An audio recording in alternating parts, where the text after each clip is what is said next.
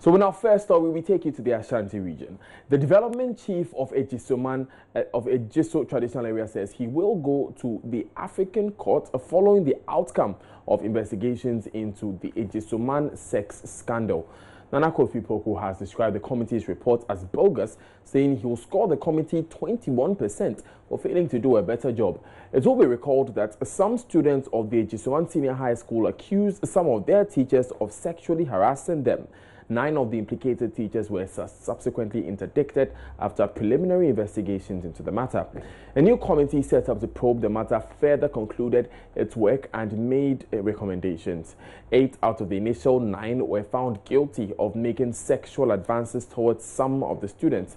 The Nkoswahene Nana Kofinti was also found to be interfering in the work of the school and has been restricted from going to the school. Now, speaking on News Desk earlier, Nana Kofinti said he was appalled about the outcome of the report. About 4 days now, and then I'm going through the report. If you see the report, it's bogus. If I'm giving them a percentage, I'll give them 21% out of 100. Why is that? Because the whole thing started when they invited me in the committee. I asked them, any conversation will go on here, I want them to record it on camera and on the video, on the audio. They refused it. We argued this thing about 45 minutes. They said no. I said to them that I want everything I was said here and everything my evidence to prove I'm saying the true thing. I don't want when we finish and then they will go out and say different things. They will not allow me. And then I said to them they should carry on. You see, the things going on in the committee, the report came out, they turned everything. Nana Kofi, I provide them hello? Yes. You appeared before the committee 2 occasions. No. How many? No. How many times? No. How many times were you at the committee sitting? 5 times. Because according to the report I have here, it says that you appeared on the 2nd and 15th of February 2018. That is lying. That is not true. Also on this story, the GES tells Joy News it has received a report from the committee and has begun looking into it. Cassandra Chum Ampofo is the head of public relations of the Ghana Education Service. The first committee that was set up was an investigative committee to first of all find out whether indeed there was any basis at all for the teachers to be arraigned before the regional disciplinary committee. And that is how come we have interdicted the 9 teachers. After the sitting, the committee established a human certificate. And so that was how come the 9 teachers were interdicted pending the investigations of the regional business. And as I speak to you, I know that the committee starts on the 29th of March.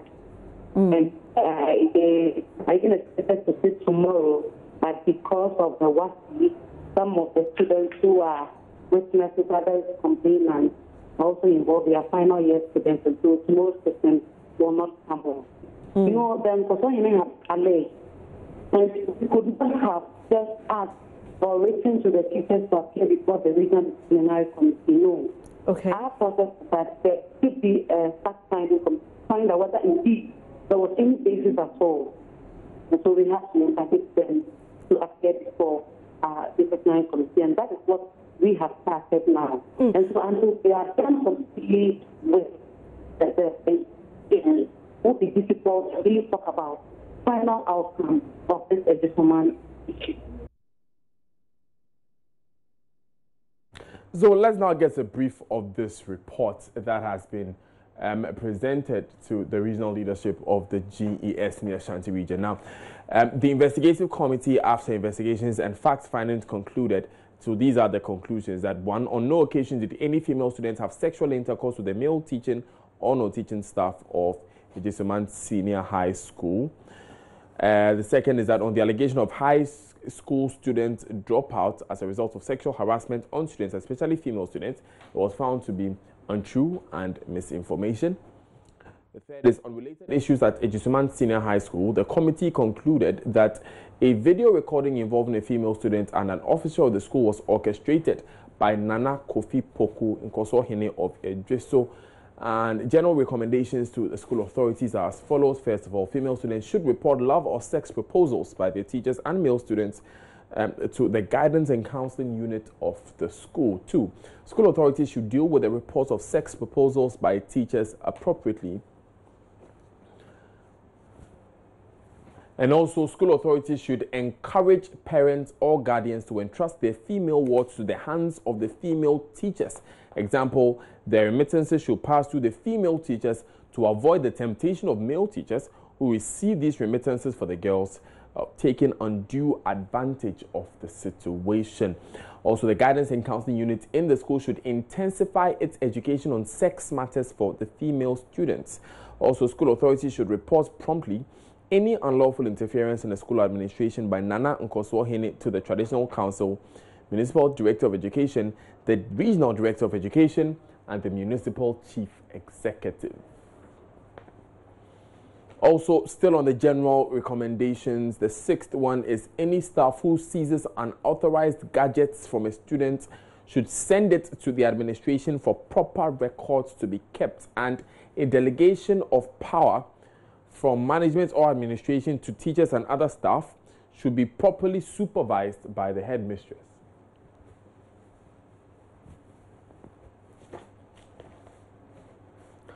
So those are the recommendations of that committee that has looked into these allegations of sexual abuse against the teachers of Ejisoman Senior High School. Let's stay with what has to do with teachers and education, because the National Association of Graduate Teachers has told its members to stay out of the classroom until arrears due them are paid fully by government. At a press conference this morning in Accra, President of the association, Angel Kabonu, told newsmen NAGRAT is fed up with government's broken promises regarding paying them their arrears. He said, come 16th April, when senior high schools reopen, no teacher will report if they are not fully settled. Tried and attempted to exhaust all avenues available to us as an association. We have had meetings upon meetings with the Ministry of Finance, superintended over by Honorable Madam Abena Osei Asare, Deputy Minister of Finance. We've even signed an agreement indicating their willingness at that time to pay the arrears. There was an announcement 2 months ago that the government is released 14 million Ghana cedis to pay. 1, no teacher is received 1 pesewa of that announced money. And even that announced money was not meant for the payment of the arrears. I want to inform the public, all members of NAGRAT, education authorities and the government, that from this day, NAGRAT has declared a strike action of all its members at all levels, at pre-tertiary level. We will abstain from work, we will not participate in any duty until such a time that the government pays the arrears. Let's still stay with education, because the Council for Technical, Vocational Education and Training, COTVET, has signed an agreement with the whole technical university to train students in selected trades. Beneficiaries of the skills training program would be awarded a national proficiency certificate. The training program is being implemented under the Ghana Technical Vocational Training and Education Voucher Project, which is under the Ghana-German Financial Corporation. It is co-financed by the Federal Ministry for Economic Cooperation and Development, BMZ of Germany, and the Government of Ghana. The skills training program is expected to train about 8,000 artisans in beauty and cosmetics, consumer electronics, automobile repair, building construction, garment, tailoring, and dressmaking by the end of 2018.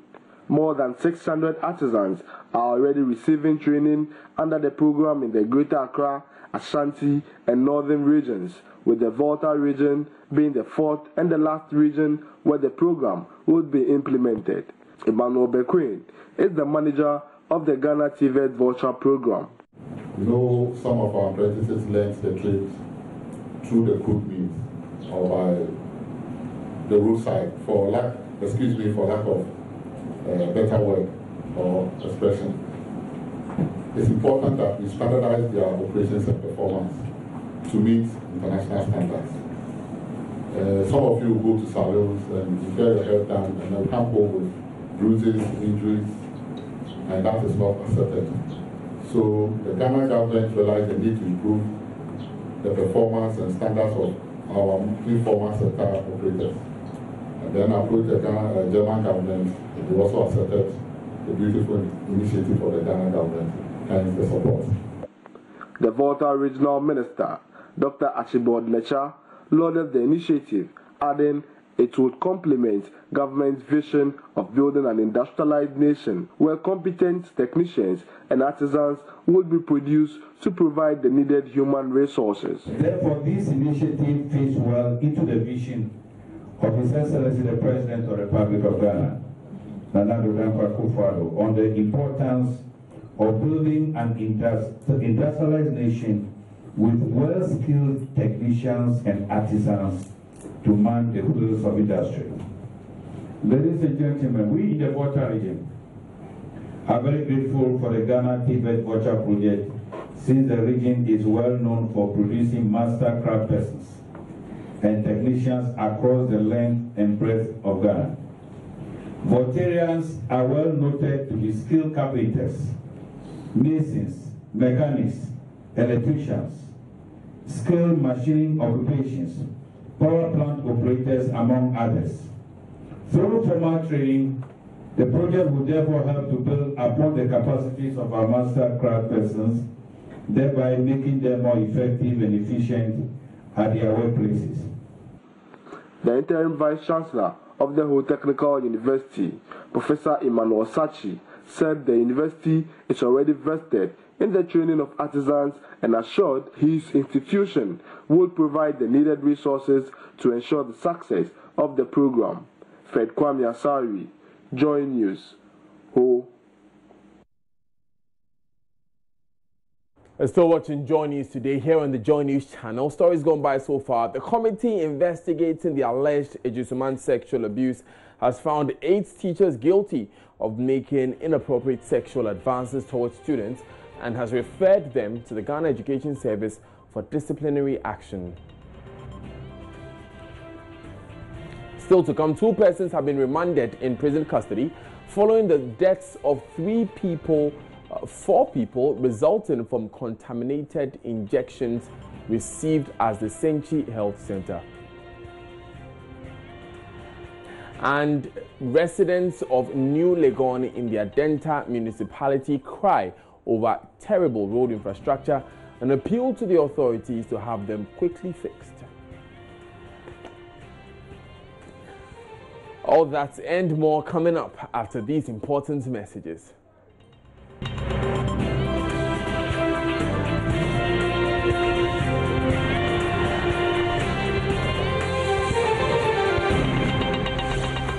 Thanks for staying with us. Now, 65-year-old disease control officer James Yeboah has been remanded to prison custody for murder.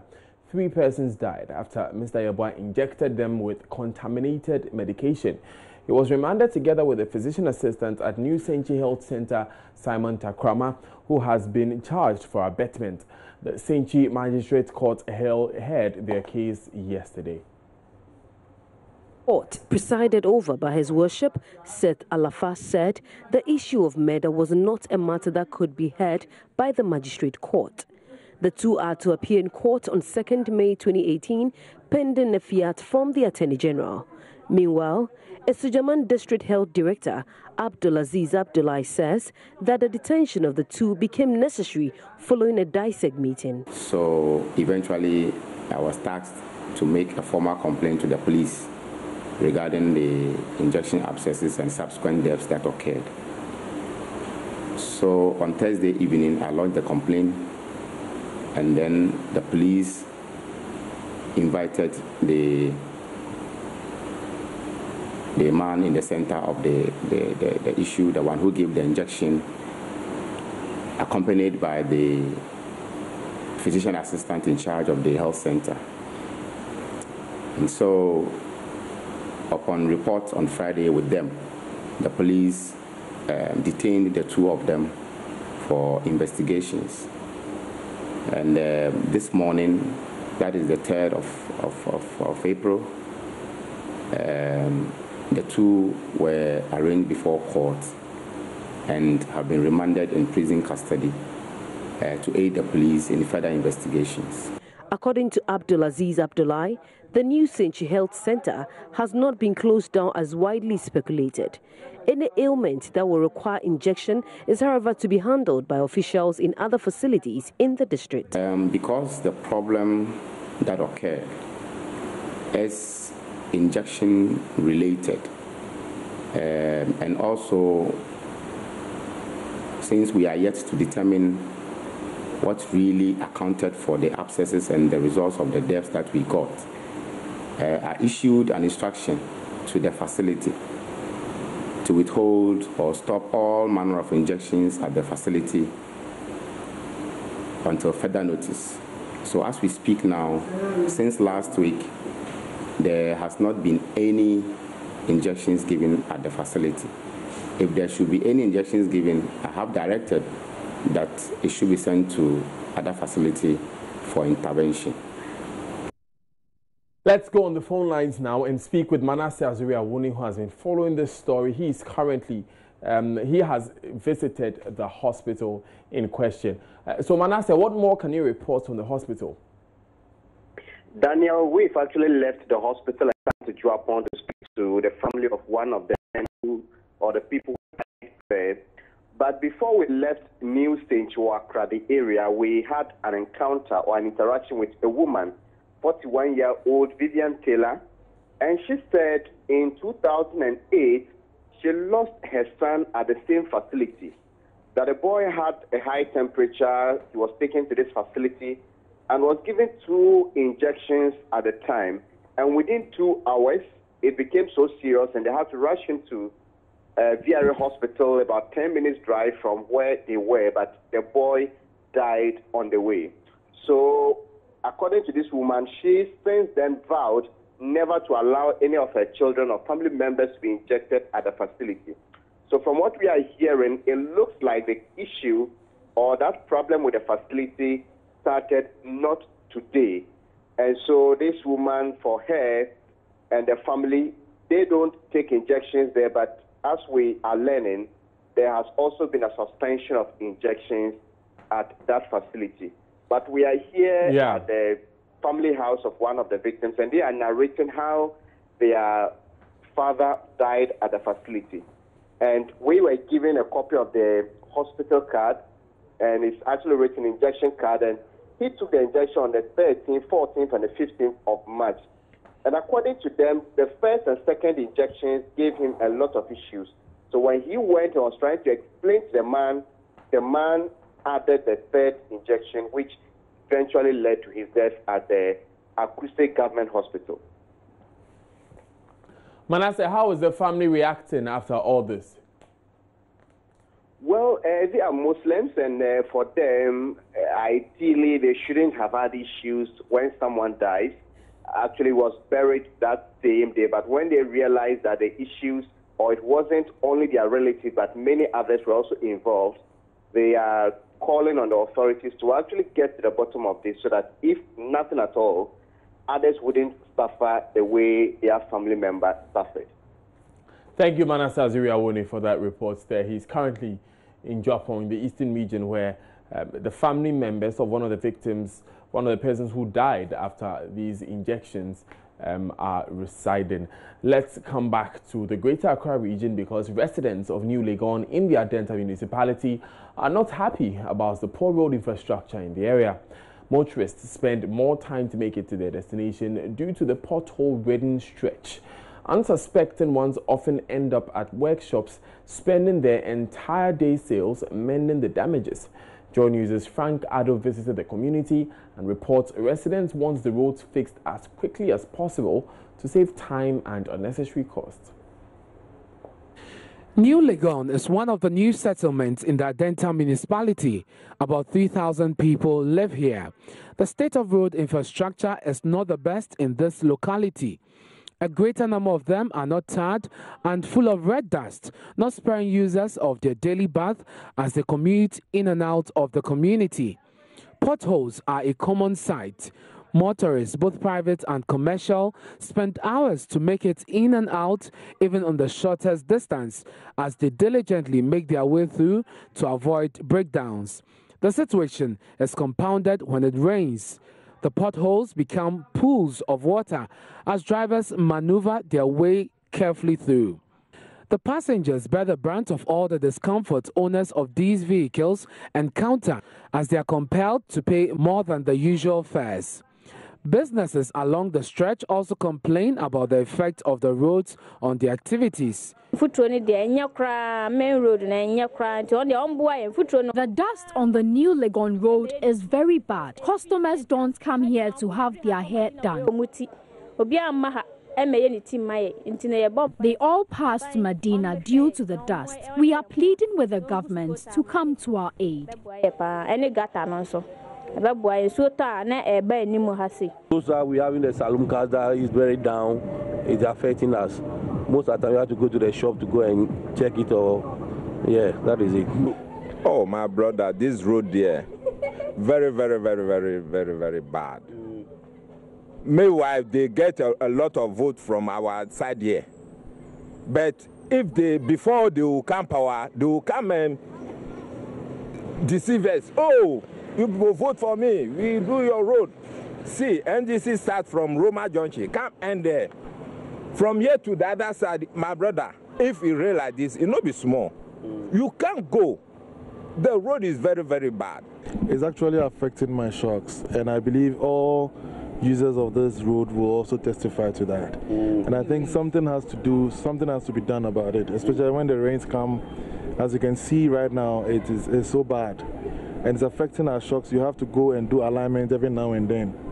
And the shocks, when they die, you have to prepare money to buy another one. I mean, it's costs, you know, it's costly to use this road if it is not well done. A side drain and the construction along one of the stretches is gradually being eroded, posing danger to residents who use the stretch. Some residents have been speaking to Joy News. The roads here are really bad. You see my car, all the shocks, everything under the car is spoiled. But my problem is fixing it again, and with this particular road being not done, it's going to spoil the car again. So these roads are really bad. They started 2 years ago since I moved here, and it's still been the same thing. This road have been better than now. Since the contractor came and then he started to, you know, with the promise that they are going to put 2 gutters so that when the rain comes, it will not affect us. They did one side of the gutter, then the other side we were hoping that they will complete it, and it's been terrible. This is more like a guarantee, and this is very dangerous. It's really affecting us negatively, as you can see. Because of the bad road, most of the cars always have a problem. Even if you are a transport owner, you spend most money repairing your car. You understand? And also the dust, as you can see, the dust is very dangerous to our health. So we are pleading to the government, please, they should come and repair the road for us. Frank Addo's report for Joy News. Now, moving on, 12 Nigerians are in the custody of the New Wager District Police after they were nearly attacked by some angry residents in that vicinity. Information went out Easter Monday morning that the men living in a 3-bedroom house at Azuma, very close to Aigbe Town, both suburbs of New Wager, were engaged in internet fraud after 2 new people who were brought from Nigeria ostensibly to work were reportedly confined without food and given laptops to defraud people. One of the two men escaped from the house and alerted some of the residents. Maxwell Agbagba has more in this report. Tucked away from the main Accra Kaswa Street is a 3-bedroom structure where the Nigerians allegedly carried out their nefarious activities. From afar, one can see the barbed wires used as an additional protection for the giant fence. One of the escapees who narrated his ordeal to some of the residents said they were confined in rooms and handed laptops to defraud people. They were also denied food. One of the residents who encountered the Nigerian escapee is standing with me on a hill overlooking the house where they were confined. He told me how they got information about the activities of the men. And then I met the guy, we asked him, and he said he's a foreigner, he's a Nigerian. So some people are brought him here, in Ghana here 4 days ago. So he don't know any place, so they kidnap them in a room. No food, no water. They beating them day and morning. So we follow him, do investigation, search the area, and then we saw the house. And then we enter the house. The time the guys see us in the front of the gate, they are starting jumping the wall. So 2 are running away. And then we are conquer the house. And then we open the gates, we enter inside. They are running away into the ceiling in the room. So we put torchlight on the ceiling. We see that they are sitting there on the top of the ceiling. So we will tell them to get down. If they don't come down, we will fire the house. So they fear. So all of them get down. That's why the people are calling police to come and arrest them. In the hall, we see many laptops at the center table. We counting the laptop. It's 25 laptops. He said they kidnapped them for 4 days. No food, no water. Even if you feel to sleep small, they will slap you. They're beating you hardly. Because they told them that the work they want them to do is a fraud work. So in the beginning, they didn't explain the work, the business for the guy to come to Ghana to do. But they said that it's a monthly work. So if they do that work, they will pay them monthly. So that's why he came to Ghana here. They no eat, they no bath, they no sleep. So the time we enter the house, we see that the one is weak. He can't talk, he can't do anything. So the police arrived that one to the hospital at Akaway. I've now met Odro Ampao at the new Wager District Police Station. He's the assemblyman for the area. He corroborates the reports so far based on laptops retrieved from the house. When the Nigerian people, they give a problem here. They are not working. When they come, they will rent the whole house and pile the people inside. For example, the boy says, when I confronted, they say they can't go out. So the one who brought them here and when he sent them to the house room, they are not going outside. Every day inside. So they are training them for the job they want to do for them. That's it for the main bulletin. Emmanuel Abuajibi comes your way with business.